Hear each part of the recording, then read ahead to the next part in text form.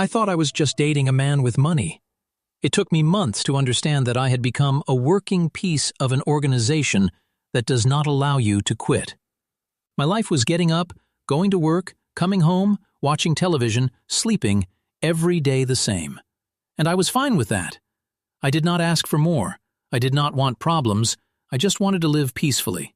I met Damien on an ordinary Tuesday. He came to the stationery store where I worked looking for manila envelopes. He seemed handsome, tall, well-dressed. He smelled good. He smiled at me and I got nervous. I am not one of those who flirt easily. I am more shy. But he insisted. He asked for my number. I gave it to him without thinking much. At first, everything was normal. We went out to dinner. We went to the movies. We talked. He treated me well, very well. He bought me things. He took me to nice places. I thought I had been lucky, that finally someone good had come my way, because nothing truly good had ever happened to me in my life. Damien told me he worked in logistics, that he had a transportation company. I believed him. He had trucks. He had money. He was always busy with his phone. Everything seemed to fit. And I was so happy to have someone who loved me that I did not ask questions. I started to notice strange things about 3 months in. Midnight calls that he answered and went to the bathroom. Sudden trips to other states. Once I saw him put something in the glove compartment of his truck, and when I asked what it was, he got very serious. He told me not to ask, that it was better for me not to know. I should have left at that moment. I should have cut everything off right there, but I did not because I was already in love. And when you are in love, you do stupid things. You convince yourself that everything is fine, even though you know it is not. The first time I truly understood who Damien was one night when he arrived at my house all agitated. He was trembling, sweating. He grabbed me by the shoulders and told me that if anyone asked about him, I knew nothing, that I had never seen him, that he did not exist. I asked him what had happened, and he just told me that he had had a problem at work, that it was already resolved, but that he needed me to cover for him. That night, I did not sleep. I stayed awake watching Damien breathe restlessly in my bed, and something inside me knew. It knew that whatever Damien did was not legal, that it was not transportation, that it was something much worse. But I did not leave. I did not leave him. I stayed with him because I was afraid. Afraid of what would happen if I left him, afraid of being alone again. And also because a part of me still wanted to believe that everything was going to be fine. But what happened next would change everything forever. The following months were strange. Damien became more careful with me. He introduced me to some of his friends, men who spoke little and looked a lot, who wore expensive watches and trucks with tinted windows. I smiled, greeted, tried not to draw attention, but inside I was terrified. One of those times, at a barbecue at one of his friends' houses, I overheard a conversation. They were in the patio and I had gone to the bathroom. When I came out, I passed near where they were, and I heard one of them say something about a delivery in Colima, about kilograms, about territories. And Damien answered something about the boss, about how they could not fail. That was when I knew for sure. Damien worked for the cartel. I do not know exactly what he did. He never told me clearly. But I knew enough to understand what I was involved in. That night, on the way back to my house, I asked him. I told him I needed to know the truth. Damien drove in silence. He did not look at me. After a long while, he told me yes, that he worked for dangerous people, that what he did was not pretty, but that it was the only thing he knew how to do, that he had grown up that way, that there was no other way out for him. I asked him if he had ever done something that had no return. He did not answer. He just looked at me with those tired eyes and told me to forgive him, that he never wanted me to find out, that he wanted to keep me away from all that. I should have left him right there. I should have gotten out of the car and never seen him again. But I did not because I loved him, because I thought I could save him, that I could make him leave that life. How stupid I was. I tried to convince him to get out, for us to go far away, to another state, to another country, anywhere. But he told me it was not that easy, that the people he worked for did not just let you go, that if you tried to leave, there were consequences. And I believed him because, deep down, I knew he was right. The months passed, and I continued with my normal life on the outside. I went to the stationery store, I served the customers, I smiled. But inside I was destroyed. I could not sleep well. I had nightmares. Every time Damian left on a trip, I thought he was not going to come back, that something was going to happen until something did happen. It was one Friday night. I was at my house watching a series when my phone rang. It was an unknown number. I answered, and it was the voice of a man I did not know. He told me that Damian had had an accident, that he was in a place and that he needed me to go get him. I went into panic. I asked him what had happened, if he was okay, where he was. The man only gave me an address on the outskirts of the city and told me to go alone, that I should not call anyone, that I should not notify anyone. I took my car and drove like crazy to that place. It was an abandoned warehouse in the middle of nowhere. There were 2 trucks outside. I got out trembling and went in. Damien was there, sitting in a chair. He had a beaten face, blood in his mouth, and he was surrounded by 3 men who looked at him with hatred. One of them saw me enter and told me to come closer. I obeyed. I did not know what else to do. I stood next to Damien and he looked at me with eyes full of fear.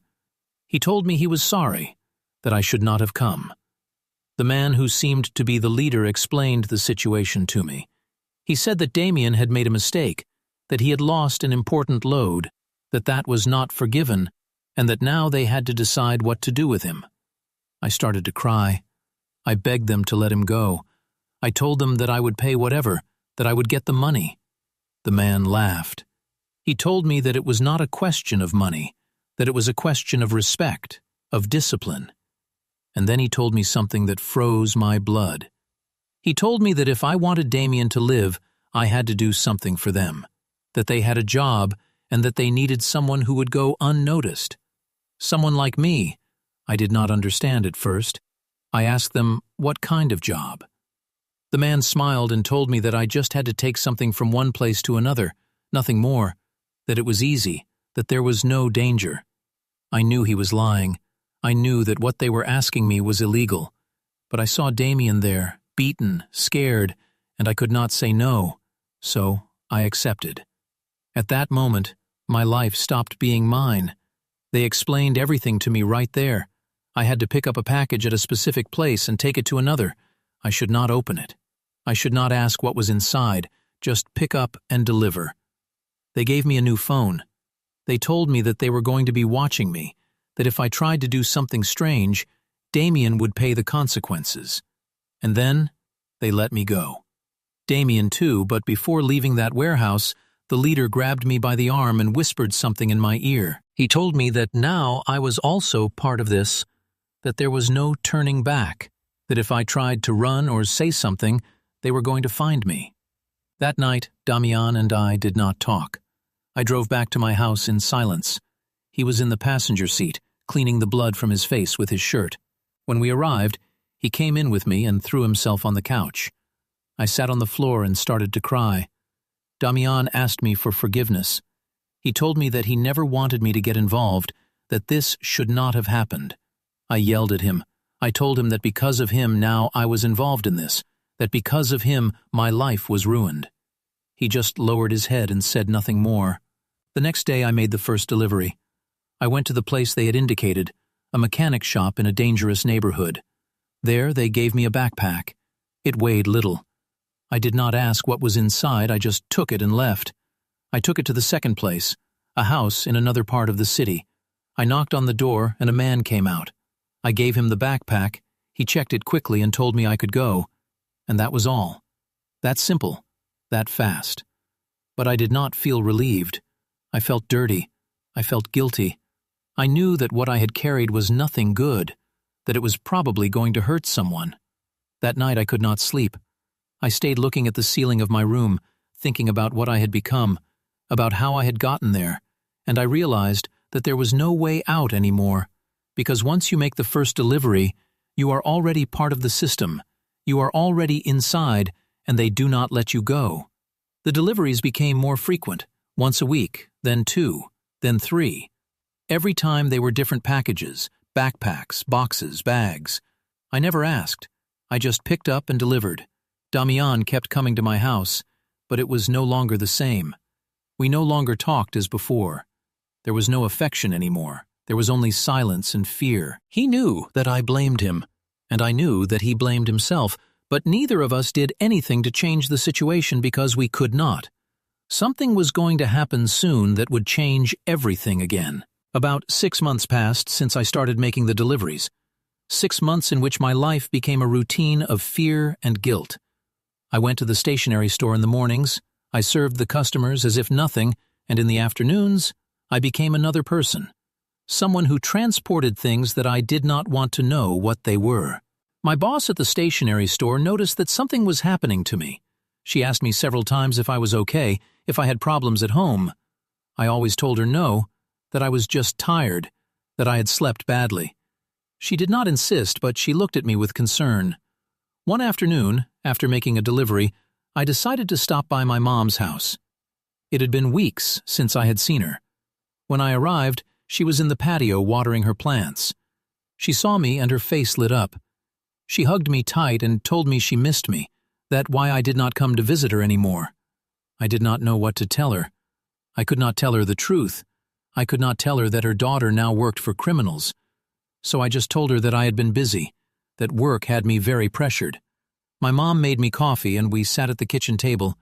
She asked me about Damian, if we were still together. I told her yes. She frowned. She told me that she did not like that boy, that something about him did not give her a good feeling, that I should be careful if she only knew. That night on the way back to my house, I received a call from the phone they had given me. It was a voice I did not recognize. He told me that I had a special delivery, that it was important, that I could not fail. He gave me the pickup address. It was at a ranch on the outskirts of Jalisco, very far. He told me that I had to go the next day early, that I had to arrive at 6 in the morning. He hung up before I could ask anything. That night I did not sleep. Something felt different. Something felt bad, worse than usual. I called Damien, but he did not answer. I sent him messages. Nothing. He had disappeared again. The next day I got up before dawn. I made myself a quick coffee and left for the ranch. The road was dark. There were few people on the streets, only some trucks and taxis. I arrived at the ranch when the sun was just coming up. It was a big place, with empty corrals and an old house in the middle. There were 2 trucks parked outside. I got out of the car and walked toward the door. Before I could knock, the door opened. A man signaled me to come in. Inside there were more men, about 5 or 6. They all looked at me. I felt my legs trembling. One of them approached and handed me a suitcase. It was heavy, much heavier than the other packages I had carried. I asked him what was inside. He looked at me with cold eyes and told me that it was not my problem, that I should just take it where they told me. He gave me the address. It was in Zapopan, in a residential house. He told me to ring the doorbell 3 times and wait for someone to come out to receive it. I took the suitcase and left there as fast as I could. I put it in the trunk of my car and started. My hands were sweating. My heart was beating so hard that I felt like it was going to explode. While driving back to the city, I started to think about what would be in that suitcase. Something told me that it was not the same as the other times, that this was different, more dangerous, and I was right. But by the time I discovered it, it was too late. I arrived at the address in Zapopan around noon. It was a nice house, 2 stories with a garden and an automatic gate. I parked outside and took the suitcase out of the trunk. It weighed so much that I almost dropped it. I walked to the door and rang the doorbell 3 times as they had told me. I waited. No one came out. I rang again. Silence. I started to get nervous. Just when I was going to leave, the door opened. It was a young woman about my age. She looked at me surprised. She asked me what I wanted. I did not know what to say. I asked her if she was expecting a package. She told me no, that she had not ordered anything. At that moment, my blood froze. Something was wrong. Very wrong. I checked the address on my phone. It was the correct one, but this woman knew nothing about any delivery. Before I could say anything else, I heard sirens in the distance. The woman heard them too. She looked at me with distrust. She asked me what was in the suitcase. I told her I did not know, that I was just making a delivery. But while I said it, I realized what had happened. I had been set up. Someone had tipped off the police. Someone wanted me to be caught with whatever was in that suitcase. The sirens were getting closer.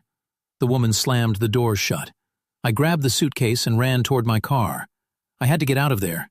I had to escape. But when I got to my car, there was already a patrol car blocking the street. I froze. I did not know what to do. 2 policemen got out and walked toward me. One of them yelled at me to drop the suitcase and put my hands up. I obeyed. I dropped the suitcase on the ground and raised my hands. The policeman approached, opened it, and what he saw made him step back. I do not know what was in that suitcase. They never told me. But from the policeman's reaction, I knew it was something serious. They handcuffed me, put me in the patrol car, and while we were driving away, I could only think of one thing, that Damian had betrayed me. They took me to the station. They put me in an interrogation room. 2 agents questioned me for hours. They wanted to know who had given me the suitcase, who had sent me, who I worked for. I said nothing, not because I was brave, but because I knew that if I said something, Damian or I would end up in something worse than jail. The agents got frustrated. They threatened me. They told me that if I did not cooperate, I was going to spend a lot of time locked up, that what was in the suitcase was enough to get me in serious trouble, but I stayed silent. After a while, one of the agents left the room. The other stayed with me. He looked at me with what seemed like pity. He asked me how I had gotten to this. He told me that I did not seem like a criminal, that it was obvious that someone had gotten me into this. I started to cry. I could not help it. I told him he was right, that I never wanted to do this, that I was just trying to protect someone. The agent asked me who, and for a moment, I thought about telling him everything. About telling him about Damien, about the deliveries, about the warehouse and the men who had threatened me. But I did not because I was afraid, because I knew that if I talked, the consequences would be worse. The agent sighed. He told me to think things through well, that this was my chance to do the right thing, and then he left the room. They left me alone there for hours. I do not know how many. I lost track of time. I just stayed sitting in that cold chair, looking at the gray walls, thinking about how my life had fallen apart. Then someone I did not expect came in. The door opened, and a man in a suit entered. He was not a policeman. He looked too well dressed to be a policeman. He sat in front of me and put a folder on the table. He told me his name, but I do not remember it.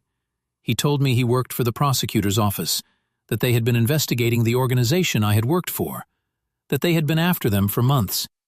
He showed me photos of the houses where I had made deliveries, photos of the men who had given me the packages, and photos of Damien. My heart stopped when I saw his photo. The man asked me if I knew him. I nodded. He told me that Damien was an important operator, that he was involved in many ugly things, that the organization used him to move loads and coordinate deliveries, and that probably I had been recruited by him.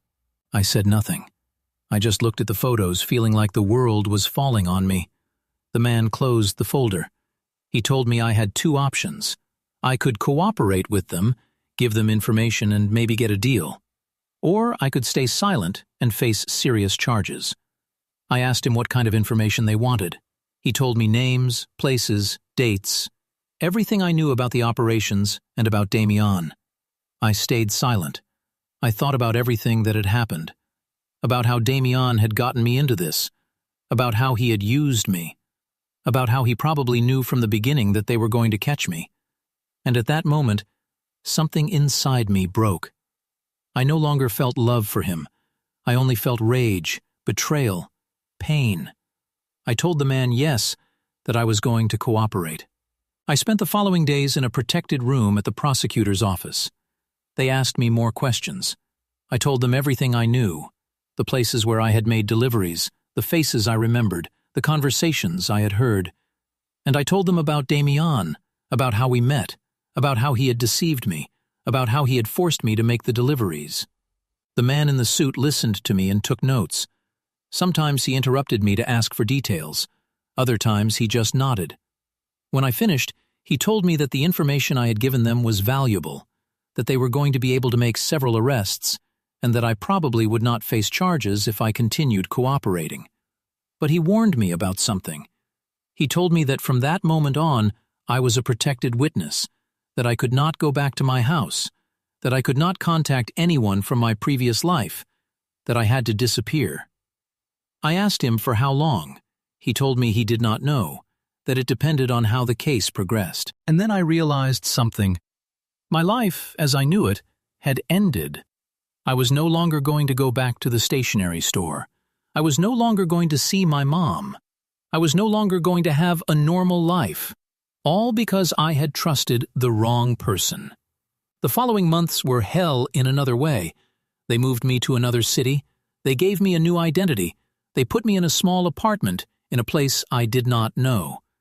Every day I asked myself if I had done the right thing, if betraying Damien had been worth it, if this was better than being in jail. But the truth is that there was no answer. There was only a constant feeling of emptiness, of loss. Sometimes news of the case reached me. They told me that they had made arrests, that they had dismantled part of the network, but they never told me if they had caught Damien. A part of me wanted to know, another part of me preferred not to find out. I started working in a convenience store in my new city. It was a simple job, night shifts, few people. I preferred it that way. I did not want to have to talk to anyone. I did not want to make friends. I just wanted to survive. But one night, about 6 months after I had changed my life, something happened that made me realize that the past does not let you go so easily. I was at the counter of the store when a man came in. He was wearing a cap and dark glasses, even though it was night. He approached the refrigerator, took out a beer, and came to pay. When he gave me the money, I saw a scar on his hand, a scar that I recognized. He was one of the men from that warehouse, one of the ones who had threatened Damien. My blood froze. He did not recognize me at first.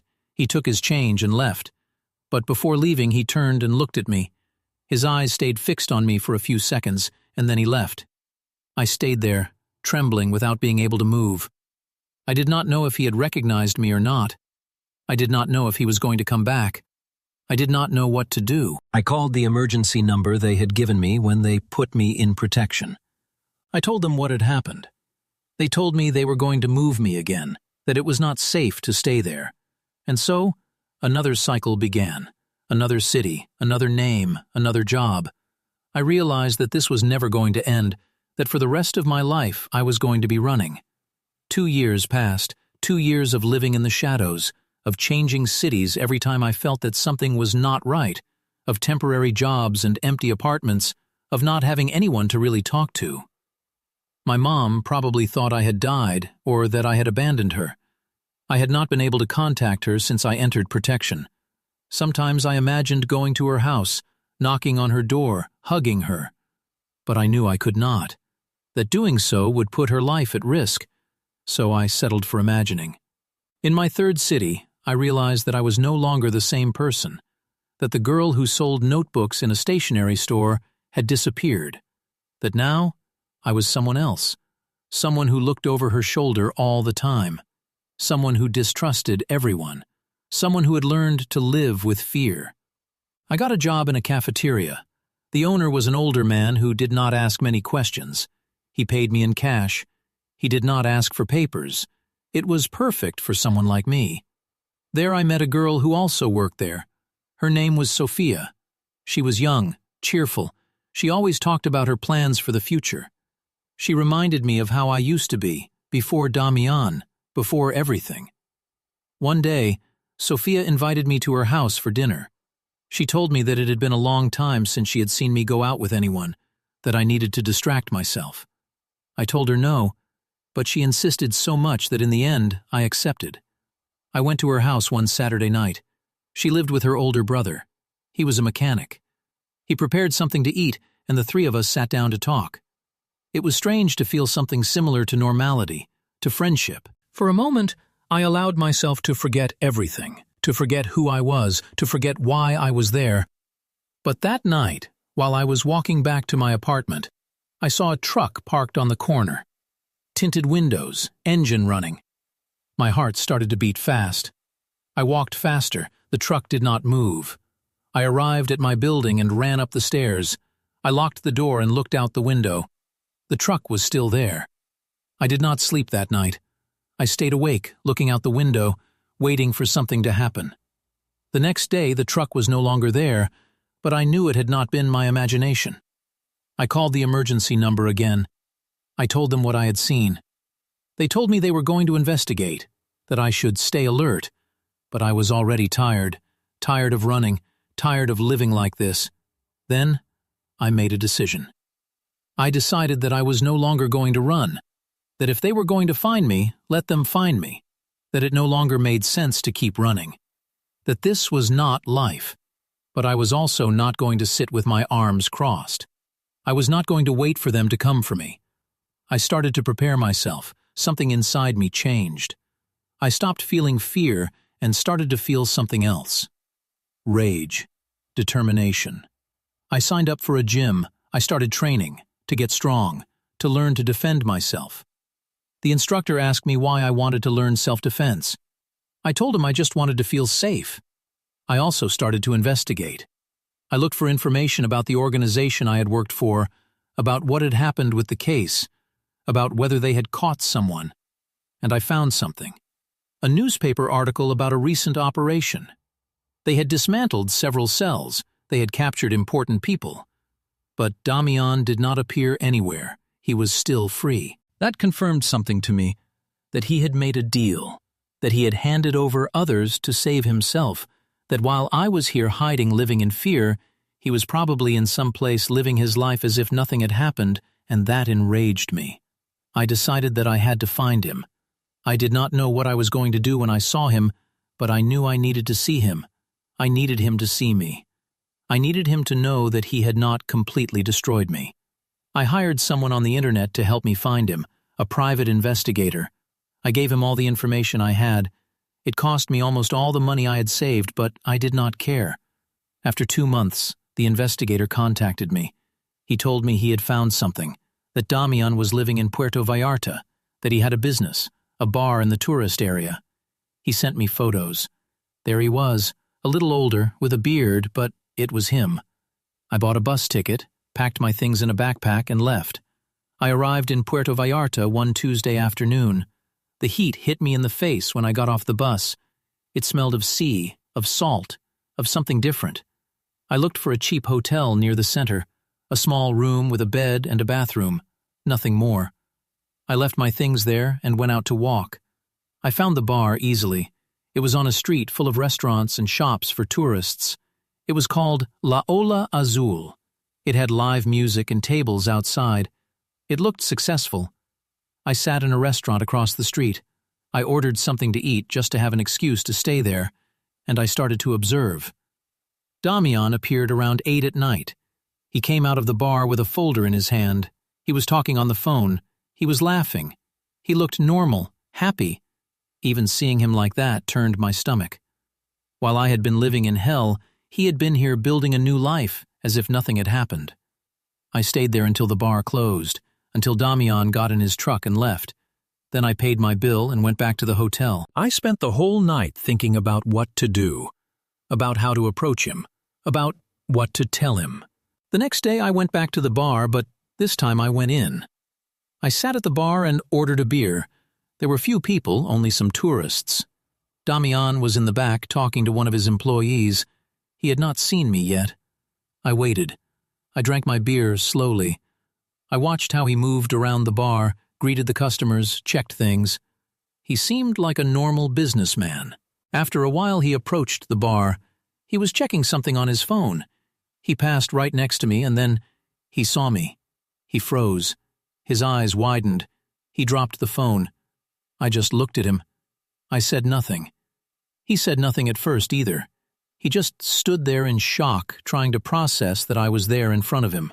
After what seemed like an eternity, he whispered my name. I nodded. He asked me what I was doing there, how I had found him. His voice was trembling. I told him we needed to talk, that I had many questions and that he was going to give me answers. Damian looked around. He looked nervous. He told me we could not talk there, that it was better to meet somewhere else. I told him no, that either we talked right there or I left and he would never hear from me again. He hesitated but finally accepted. He told one of his employees to take charge and took me to a small office in the back of the bar. He closed the door. We sat down and then he started to talk.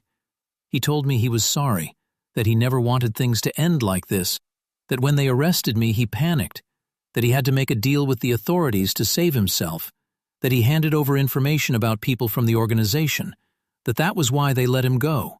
I asked him why he did not look for me, why he did not try to help me, why he left me alone. He told me he could not, that part of the deal was that he could not have contact with me, that if he did, the deal would fall through and we would both end up in trouble.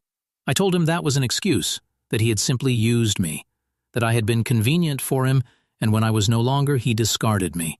He lowered his gaze. He did not deny it.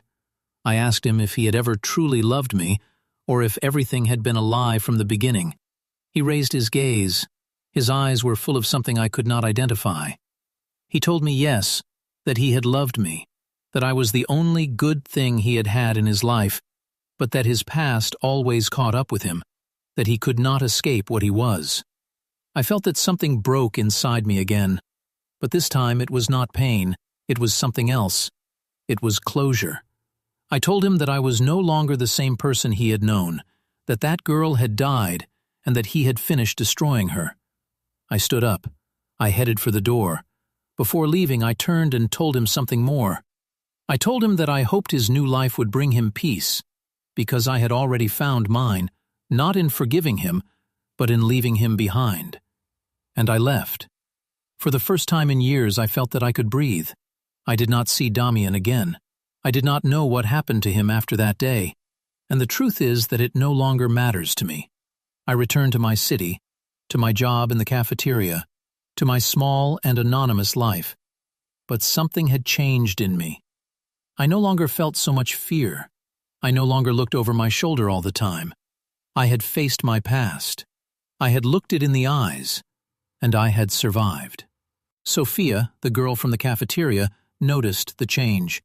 She told me I looked different, calmer. I smiled at her and told her that maybe I was starting to heal. She hugged me. She told me she was happy for me. I started therapy with a psychologist who accepted patients who could not give much personal data. I told her everything, well, almost everything, enough for her to help me process it. She told me something that stayed with me. She told me that what had happened to me did not define me, that I was not a victim, that I was a survivor, and that I had the power to decide who I wanted to be from now on. Those words changed me. I decided that I was no longer going to live in the shadows, that I was no longer going to keep running, that I was going to build something, a real life, even if it was small. I started to save. I thought about opening my own business one day, something simple, a stationery store maybe, like in my old times. I also started to write. I wrote about what I had lived, about what I had felt, not to publish it, just to get it out of my system, so that it would stop chasing me in my dreams. And little by little, day by day, I started to feel like myself again. It was not easy. There were bad days, days when the fear came back, days when I saw a truck with tinted windows and my heart raced, days when I missed my mom so much that my chest hurt. But there were also good days, days when I laughed with Sophia, days when I discovered a new song that I liked, days when I woke up and felt grateful to be alive. And those good days started to be more frequent than the bad ones. I know that my story is not like the ones you see in the movies. There is no perfect happy ending. There is no complete justice. There is no cinematic redemption. But there is something. There is life. There is future. There is possibility. And sometimes that is enough. Sometimes surviving is already winning. 1C